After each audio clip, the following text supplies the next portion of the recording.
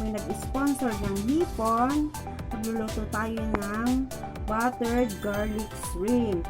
Pero bago tayo magluto, syempre kailangan nating linisin ang ating shrimp. Ang ginagawa ko pag naglilinis is tinatanggal ko yung mga gayan, yung mga simulmul niya, yung mga balbas-balbas kung tawagin. At tinatanggal ko na din itong dulo, yung matilos. Pati yung tuktok ng ibabaw.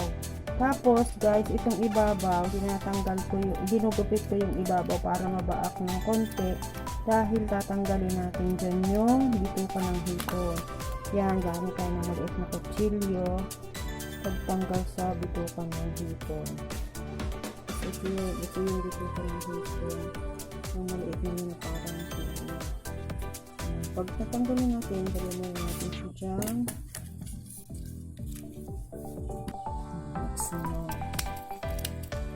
Simple lang din. Hanggang sa matapos natin lahat yung tanggalan ng yung bituka saka ng mga sungit-sungit ng ating hipon. Kaya maya po na tanggalin natin lahat siya. Hugasan natin. O yan guys, tapos na tayong maglinis ng hipon. Hugasan naman natin.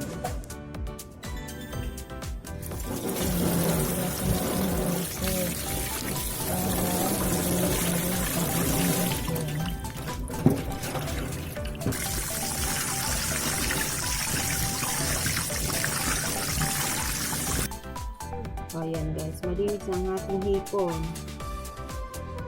Yan guys, dahil malinis na itong ating hipon, ibababad muna natin siya sa Sprite. Kung walang Sprite, pwede namang 7up, pwede namang Mountain Dew. Mas maganda guys, ibababad natin ito ng matagal. Pero kung tayo nagmamadali naman, at least 10 to 15 minutes, okay na siya sa babad. Yan.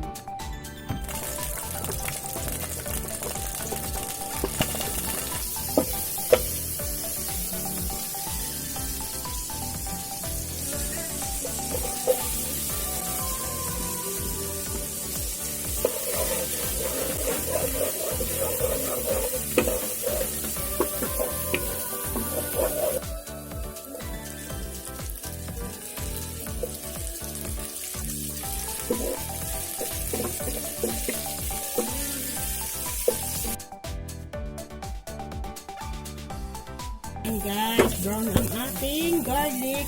Ilalagay ko naman ang ating bell pepper. Ayan na konti. And then, sunod ko nang ilalagay ang ating shrimp. Hindi kasama ang pinagbabaran guys ha.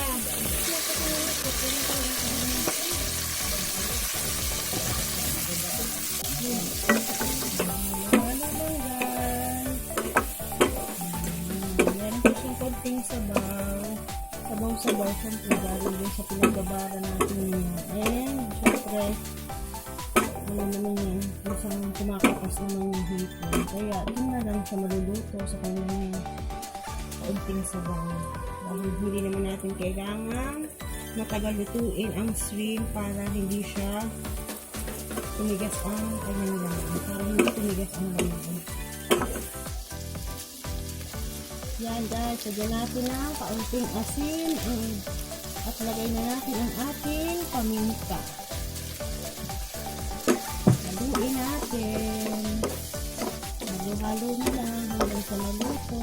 Malapit na siya maluto guys. Yan guys, halos luto na ang ating shrimp. Hintayin na lang natin magkati ng konti yung kanyang katas.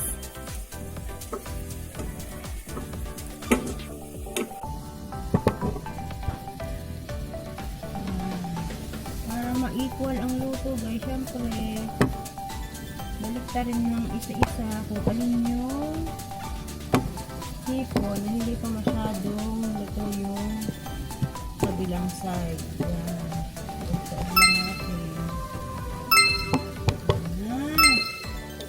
Yan, oh guys, almost done na ang ating buttered garlic shrimp. Oh, Ayan, oh, may makitira pa siyang katas.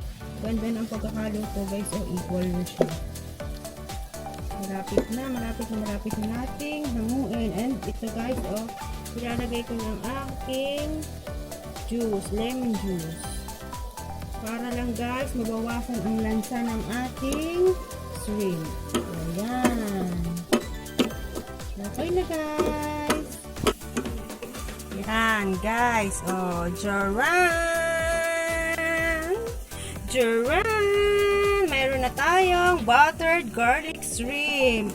Ipi-plate na lang natin siya para masimulan na natin siyang kainin. Enjoy watching. Please subscribe my channel mga guys. Thank you.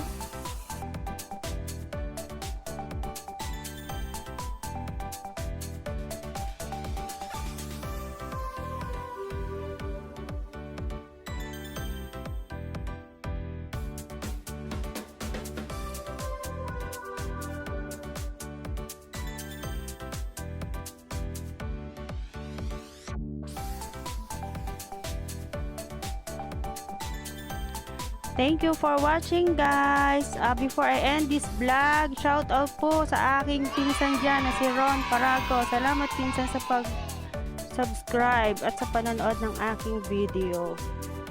Thank you for watching guys. Sa mga bago po diyan at sa paki-like and subscribe po and hit the notification bell para updated po kayo sa mga susunod ko pang vlog. Thank you. God bless.